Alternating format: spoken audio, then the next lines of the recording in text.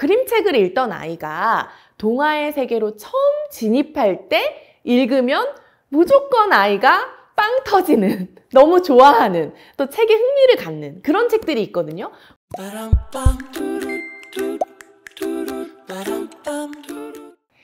네, 여러분 안녕하세요. 현아TV의 이현아입니다. 반갑습니다. 네, 오늘은 제가 AI 시대 책 읽는 아이로 키우는 3가지 비법에 대해서 말씀 나눠보려고 합니다. 여러분 요즘 아이들에게 이런 말 들어본 적 있으실 거예요. 엄마, 그냥 영상으로 보면 안 돼요? 선생님, 무슨 내용인지 잘 모르겠어요. 한 줄로 요약해 주실 수 없을까요? 이런 말 들어본 적 있으실 텐데요. 제가 선생님들과 또 학부모님들과 만나서 이야기 나누다 보면 정말 고민을 많이 털어놓으시더라고요. 우선 요즘 스마트폰과 태블릿을 일상으로 아이들이 사용하잖아요. 그러다 보니까 아이의 시선을 책 쪽으로 돌리는 것부터가 쉽지가 않다는 말씀을 해주시고요. 그리고 동화 읽는 거 너무 좋은 거 다 알죠. 그런데 이 수많은 동화 중에서 우리 아이한테 딱 맞는 책을 고르는 일이 너무 어렵다는 거예요. 그래서 야심차게 동화를 몇 권 들여가지고 아이 앞에 딱 들이밀었는데 어렵다, 재미없다 이러면서 읽지 않는 거죠. 그 뒤로부터 책과 멀어지는 모습이 너무 애가 탄다 라는 말씀도 많이 해주셨거든요.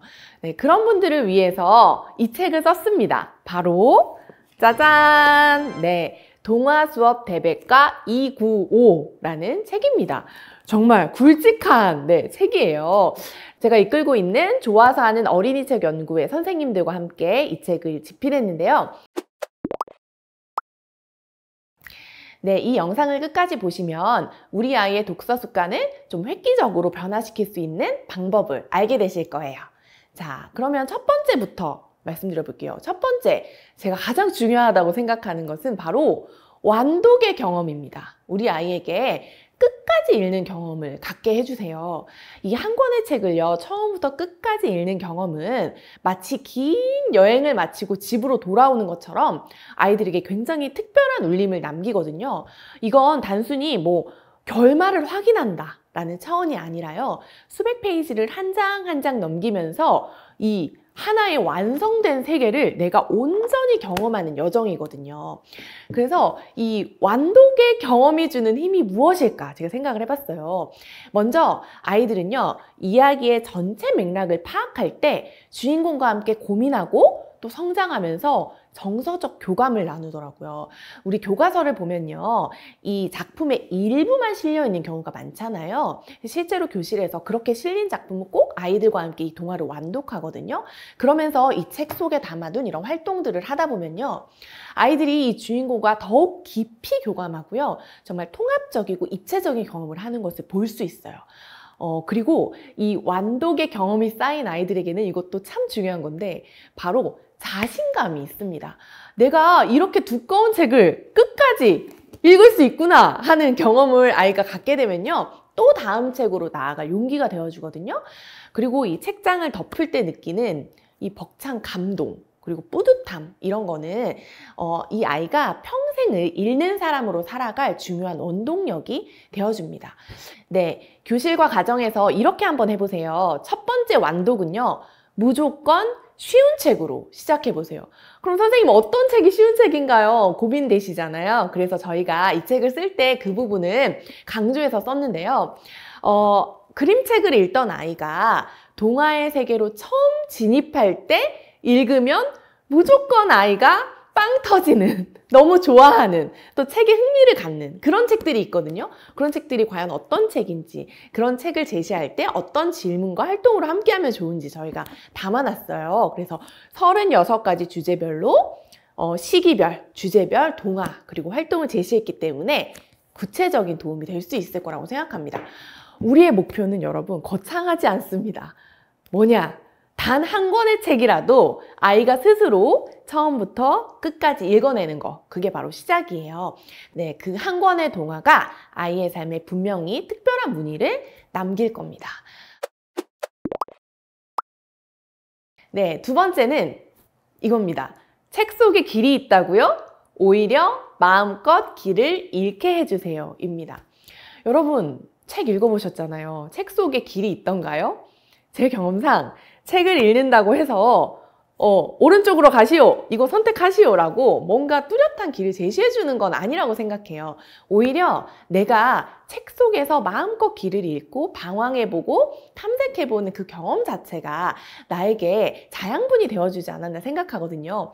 동화 읽기는 목적지를 향해서 빠르게 가는 고속도로가 아니라고 생각해요. 오히려 오래된 도시의 골목길을 좀 탐험하는 것과 같다고 생각하거든요. 동화를 읽다 보면요, 아이들 이래요. 때로는 옆길로 새기도 하고요, 앞으로 다시 돌아가요. 막 되돌아가기도 하고, 얘가 대체 이전에 뭘 했길래 지금 이렇게 된 거야? 이러면서 돌아가죠. 그리고 심지어 지금 읽다가 맥락을 또 잃기도 해요. 그러면서 생각에 잠기기도 하고. 그렇지만 이 모든 것이 괜찮은 골목 여행이라고 생각하시면 좋겠습니다.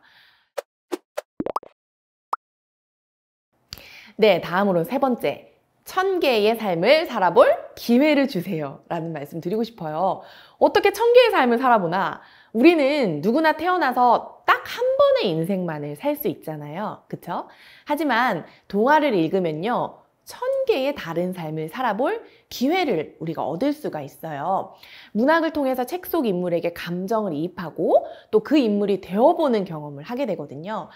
동화를 읽으면서 아이들은 시간과 공간을요, 자유롭게 넘나들 수 있어요. 예를 들면 내가 조선시대 보부상의 아들이 되는 거예요. 그래서 먼 길을 떠나보기도 하고요. 또 500년째 15살로 살아볼 수도 있어요. 그래서 나는 그대로 15살인데 세상이 급변하는 모습을 지켜보기도 하고, 또 인공지능 로봇과 친구가 돼서 우정을 나눠보기도 하죠. 이렇게 한 권 한 권 동화를 읽을 때마다 새로운 삶이 펼쳐지는데요. 이런 독서 경험을 통해서 아이들의 시야가 더욱 넓어지고 또 세상을 보는 관점도 확장될 수 있습니다. 네, 이렇게 동화 읽기의 기본 토대가 되는 3가지 말씀드렸어요. 저도 떠올려 보면 교실에서 처음 동화 수업을 할 때요, 굉장히 많이 막막하고 어려웠거든요. 어떤 책부터 아이들에게 읽어줘야 할까 고민될 때도 많았고, 제가 야심차게 고른 책을 아이들에게 읽어줬을 때 반응이 안 좋았던 적도 있고, 그리고 이 책을 읽었을 때 어떤 질문과 활동으로 연결해야 될지 잘 몰라서 혼자서 되게 고군분투했던 시간들이 있었어요. 그래서 그런 것들에 대해서 고민을 많이 하는 교사들이 모인 만큼 여러분에게 좀 실제적인 도움이 될 수 있도록 동화 수업의 1년 12달 로드맵을 정성스럽게 제시했어요. 저희가 이 책에 총 36가지 주제랑 그리고 총 216권의 어린이 책을 풍성하게 담았고요. 실전 수업 활동은 몇 개를 담았을까요? 퀴즈입니다, 여러분. 바로 네, 295. 이게 이제 수업활동 개수예요. 이만큼 다양한 수업활동들을 제시했거든요. 그래서 교실에서뿐만 아니라 가정에서도 확실한 노하우를 얻으실 수 있을 거라고 생각합니다. 이 책이 전문적인 수업 노하우와 통찰력을 담아낸 동화 수업의 바이블로서 귀하게 쓰일 수 있기를 바랍니다. 앞으로도 저는 현아TV에서 독서 습관 팁, 그리고 주제별 추천 도서, 실전 독서 활동 이런 것들 꾸준히 소개할 예정이니까요. 앞으로도 구독, 좋아요, 알림 설정으로 함께 해주세요. 그럼 여러분 안녕!